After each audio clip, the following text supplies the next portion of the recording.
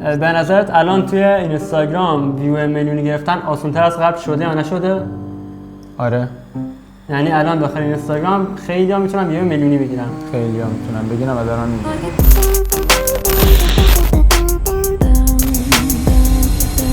امروز قراره با هم اینجا با حسن آینده تولید محتوا توی سال 2027 رو با هم دیگه بررسی کنیم. برای اونایی که حسن رو نمیشناسن خودتون معرفی کن. سلام میکنم بهتون، امیدوارم حالتون خوب باشه. حسن مشهدی زاده هستم، استراتژیست بیزینس آنلاین و تولید محتوا. 28 سالمه در حال حاضر و 9 ساله توی حوزه دیجیتال مارکتینگ. از حوزه تبلیغات شروع کردم تا رسیدیم به حوزه اجرا، تولید محتوا. هر اقدامی که باعث میشه بیزینس آنلاین شما به یک رشد و یک فروشی برسه ما براتون انجام میدیم. بالاخره گفتم جزئی معرفی کنم که صحبتایی که در ادامه میخوام بکنم برای بچه‌ها توجیه پذیر باشه. من در خدمتم. خیلی عالی. میخوایم از حسن بپرسیم که به نظر آینده تولید محتوا مثلا توی سال 2027 چی میشه و چطوری پیش میره تولید محتوا؟ به نظرم تولید محتوای جهان بیرون از ایران با درون ایران کاملا متفاوته. یعنی اونا خب 100% خیلی جلوتر از ما هستن به واسطه تکنولوژی هایی که وجود داره. پیش بینی من برای ایران رو بگم یا برای کلا بگم تو سال 2027 چه اتفاقی برای محتوا میفته؟ به نظرم تو ایران رو بررسی بکنیم. به نظرم اول ایران رو بگو، بعد کلی هم بگو که برای اینستاگرام بیرون از ایران هم کلا چطوری پیش میره این. به نظر من هر روز که داریم توی ایران پیش میریم با وجود تمام محدودیت هایی که وجود داره، بعد از هر محدودیتی که وجود داره تعداد تولید کننده های محتوا، حالا چه فرد، چه بلاگره، چه برند، بیشتر از قبل میشه و روز به روز این تعداد داره بهش افزوده میشه و تعداد تولید کننده های محتوا داره بیشتر میشه. این خبر خیلی خوبیه. اگه 2 سال پیش بود شما ریلز میزدی ریلزت میلیونی ویو میخورد، اما همون ریلز 2 سال پیش رو الان بذاری شاید 10K هم ویو نخوره. چرا؟ چون که رفتار مردم در مقابل محتوا روز به روز داره رشد میکنه و تغییر میکنه. از اون ور تعداد تولید کننده های محتوا هم داره بیشتر میشه. به نظر من این خبر خیلی هیجان انگیزیه و باعث یک رشد دست جمعی میشه و توی دنیا هم به نظرم تا سال 2030 یعنی تا 4 سال دیگه ما 3 سال میشه دیگه تا آخر 2026. حالا من میگم 4 سال.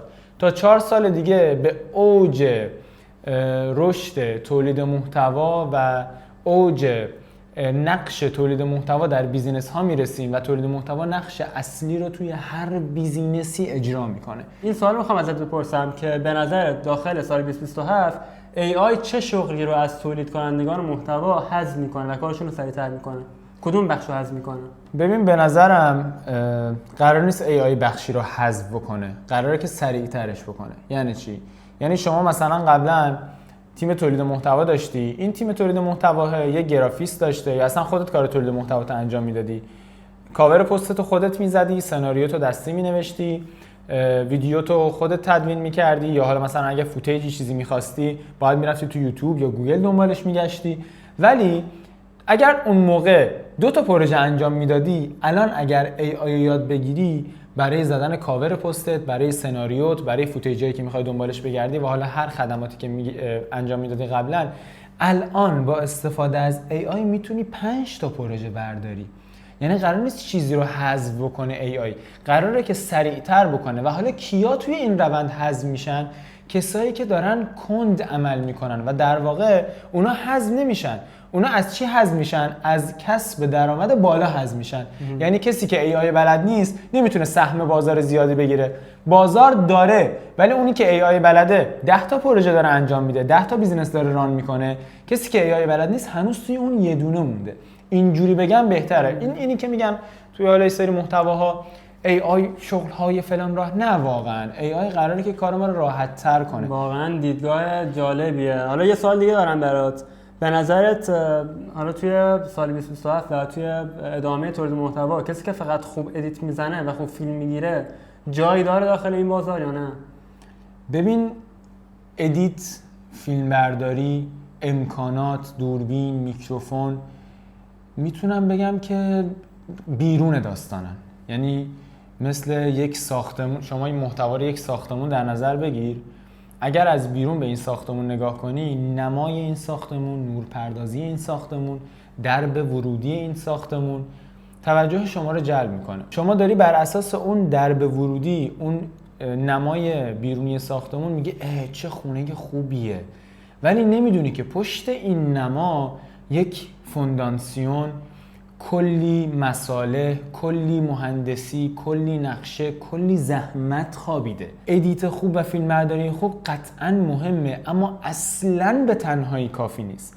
ببینید شما اگر بخواید واقعاً نتیجه خلق بکنید، باید ادیت خوب و فیلمبرداری خوب و در کنار استراتژی خوب، سناریوی خوب، پرسونای خوب، اجرای خوب، کارگردانی خوب، استمرار و هزار موارد مختلف کنار همدیگه قرار بگیره که نتیجه خلق کنه. به نظرت کسی که میخواد از الان خودش رو آماده کنه برای تولید محتوایی که قراره در آینده ترند بشه و پیش بیاد، باید چه چیزی رو خوب یاد بگیره؟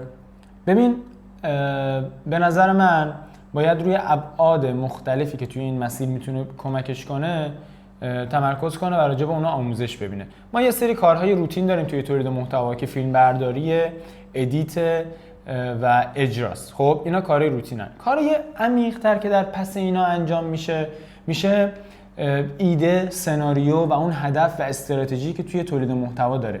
من به نظرم برای شروع اگر فردی روی هدفی که اون محتوا داره تمرکز کنه، دغدغه‌ای که اون محتوا قراره از مخاطب برطرف کنه، مخاطبی که قراره اون محتوا رو ببینه و بعد سناریو و سبک اجراییشو متوجه بشه و بتونه اینا رو با هم دیگه مچ کنه، در کنار یه ادیت و فیلمبرداری خوب میتونه نتیجه خلق بکنه. نظرت راجع به مدل‌های درآمدی چیه؟ به نظر درآمدزایی توی آینده تولید محتوا چطوری انجام میشه؟ بازم دوره فروش هم میان داخل اینستاگرام دوره میفروشن و اینجوری پیش میرن یا نه؟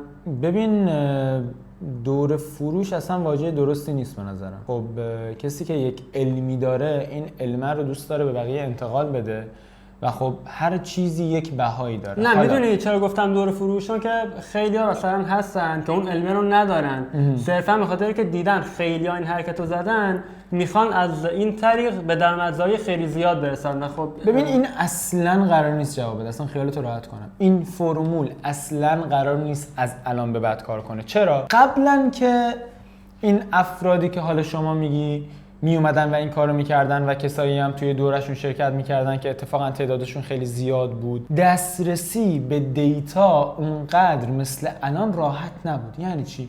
یعنی شما اگه می‌خواستی یه دوره آموزش اینستاگرام ببینی، راجع به سناریو نویسی اصلا اطلاعات کسب کنی، باید یا میرفتی توی گوگل میگشتی یا میرفتی توی یوتیوب میگشتی یا منابع انگلیسیشو پیدا میکردی اگه اصلا میتونستی ترجمه کنی یا هر چیز دیگه‌ای. و خب سخت بود و طرف میگفت که آقا من چرا برم این کارا رو انجام بدم؟ من دیتا میخوام دیگه. طرف داره دیتاها رو جمع کرده به من داره میفروشه، من میرم دیتاهاشو میخرم. منتها الانی که داریم با هم صحبت میکنیم، شما هر دیتا و اطلاعاتی که بخوای، حالا نمیگم در سطح خیلی عمیق ها، یعنی هنوزم دیتاهای وجود داره که نمیشه راحت پیدا کرد، ولی هر دیتای سطحی بخوای که کارتو راه بندازی رو در دسترسته. به چت جی پی تی میگه همه چی رو بهت میگه. الان وقتیه که شما باید یاد بگیری چطوری اون دیتا رو پیاده سازی بکنی و اگر قرار آموزشی ببینی نباید به دیتا پول بدی، باید به نحوه پیاده سازی اون دیتا پول بدی. یعنی آموزشی که ببینی باید بهت بگه چجوری این دیتا رو بیای تو بیزینست اجرا کنی، چطوری شخصی سازی کنی، وگرنه این که بیاد بهت بگه این چیه که خیلی جا هم گیر میاد و میتونه اونو اصلا کتاب بگیر بخون. من یه کتابت معرفی میکنم، کتاب رو بخون، کل تولید محتوا رو یاد میگیری. پیاده سازیش مهمه و اگر قرار دوره شرکت کنی و اگر قرار لاین درآمدی انتخاب بکنی، بیا به مردم یاد بده چطوری اونو پیاده سازی بکنن. اگه نمیتونی یاد بدی، بیا کمکشون کن، در کنارشون پیاده سازی کن، یا همون در قالب کاری که یه بخش از کاری که ما داریم انجام میدیم، بیا پروژه بردار، بیا مشاوره بده، بیا کارهای اجرایی انجام بده، تیم سازی کن. ببین توی لاین کاری ما کلی منبع درآمدی موجوده، فقط باید یکیشو انتخاب کنی و درست و اصولی انجامش بدی. به نظر درسته. یه سوال ازت میپرسم، با آریانا جواب بده که سوال بعدی رو بپرسم. بله. به نظرت الان توی اینستاگرام ویو میلیونی گرفتن آسان‌تر از قبل شده یا نشده؟ آره. یعنی الان داخل اینستاگرام خیلی‌ها میتونن ویو میلیونی بگیرن. خیلی‌ها میتونن بگیرن و دارن میگیرن. خب به نظر برندها الان باید پولو به کی بدن؟ پولو به کسایی بدن که میتونن ویو میلیونی بگیرن یا چیز دیگه ای این وسط هست؟ برندا اگر هدفشون ویو باشه صرفاً، که اصلا دارن راه کلاً اشتباه میرن به نظرم. چرا؟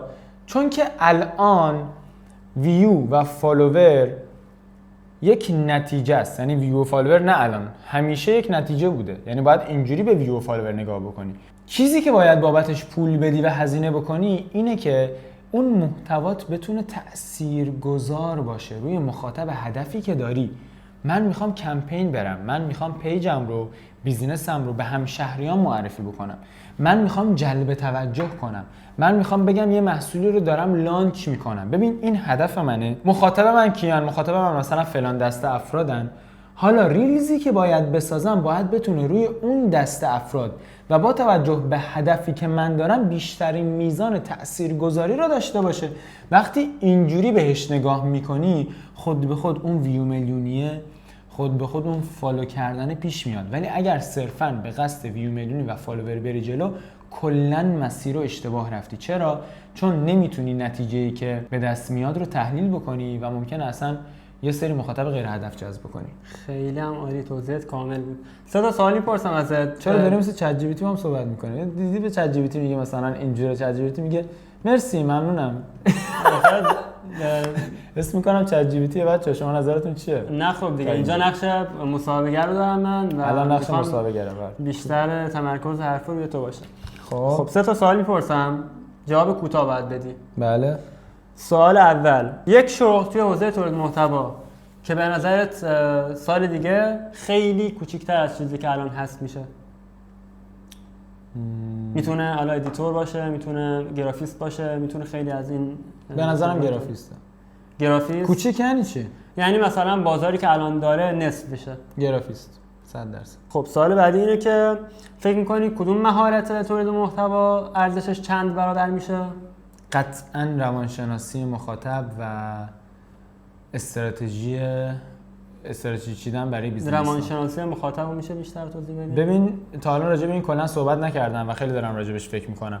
شما قبل از اینکه یک محتوا تولید کنی، یک استوری بذاری، یک پست بذاری، اصلا یک متن برای کپشن پستت بنویسی، اگر بدونی مخاطبت کیه و چه جوری میتونی روی اون مخاطب تأثیر بذاری، چقدر توی ذهن اون مخاطبی که دغدغه هاشو بیای براش رفع بکنی، یک خط ساده هم توی استوریت بنویسی گل زدی. اگه قرار باشه خودت الان فرض بکنیم که خودت صفری و هیچی از تولید محتوا نمیدونی، اگه بخوای خودتو برای آینده تولید محتوا توی سال 2027 آماده کنی، چه چیزهایی یاد میگیری و چی کار میکنی؟ چطوری شروع میکنی؟ من اول میرم بچه‌ها اینو خیلی دقت کنید برای اونایی که میخوان این کارو شروع کنن. اول میرم سرچ میکنم. خب دوره‌های رایگانی که توی این حوزه وجود داره رو نگاه میکنم، یادداشت برداری میکنم. بعد از خودم میپرسم که الان میخوام چه کاری انجام بدم یا میخوام توی چه لاینی از محتوا وارد بشم. مثلا میخوام سناریو نویس بشم، میخوام استوریست بشم، میخوام ادیتور بشم و میام توی اون لاینی که میخوام توش فعالیت بکنم یک سری آموزش‌های بیشتری میبینم. یعنی اگه بخوام مسیر رو واضح و شفاف بگم، تا 2 ماه اول، 1 ماه اول صرفاً فقط آموزش میبینم و 2 ماه بعدی رو صرفاً فقط آزمون خطا میکنم. حتی اگر شده به رایگان میرم کلی پروژه برمیدارم و 0 تا 100 این مسیر رو یه بار انجام میدم که ببینم آقا کدوم بخش از مسیر باب میل منه و من باهاش بیشتر سازگارم. تازه بعد از آموزش دیدن و آزمون و خطا کردن متوجه میشم که حالا باید چیکار بکنم و وقتی فهمیدم باید چیکار بکنم، بیرحمانه اون کار رو انجام میدم تا زمانی که نتیجه که میخوام خلق بشه. و بچه‌ها هیچ وقت آموزش رو من کنار نمیذارم. حتی همین الانی که دارم باهاتون صحبت میکنم در حال آموزش دیدنم و به فکر آموزش بعدیمم. چرا؟ چون لحظه‌ای که من آموزش دیدن رو کنار بذارم از مارکت میرم کنار و هر وقت به این ذهنیت رسیدی قطعاً پیشرفت می‌کنی. بچه‌ها این خیلی نکته مهمیه. خیلی‌ها وقتی یه جای کارشون میرسن مثلا حالا شاید هم واقعا حرفه‌ای باشن توی کارشون و خب میان ادعا میکنن که مثلا ما خیلی چیزا رو بلدیم دیگه، آموزش برای چیه، ما که داریم همینطوری پیش میریم. ولی خب این ذهنیت و دیدگاه آموزش دیدنه خیلی میتونه توی مسیر کمک کننده باشه. خیلی ممنونم بابت اطلاعاتی که دادی. آره امیدوارم که ویدیوهای بعدم دنبال بکنید. ببینید بچه‌ها این صحبتایی که ما الان انجام دادیم واقعا حاصل صدها پروژه، صدها همکاری، صدها ارتباطی بوده که ما توی این دوران داشتیم و نتیجه‌ای که خلق شده و همش داره کار میکنه. یعنی الان این نکاتی که من بهتون گفتم رو برید اجرا بکنید، قطعا نتیجه میگیرید و ما هرچی از دستمون بر بیاد، هرچی در توانمون باشه در اختیارتون قرار میدیم. شما اگر این ویدیو دوست داشتین حتما کانال رو سابسکرایب کنید، به دوستاتون معرفی بکنید و لایک بزنید و پیج اینستاگرام منم که حسن مشهدی زاده است اینجا دارید میبینید. روی پیج نکاتی میگم نیست در اینستاگرام، اینجوری بهتون بگم. بچه‌ها توی دیسکریپشن حتما لینک بیاید پیج رو ببینید، اونجا با هم دیگه بیشتر آشنا میشیم. خیلی ممنونم، دوستتون دارم.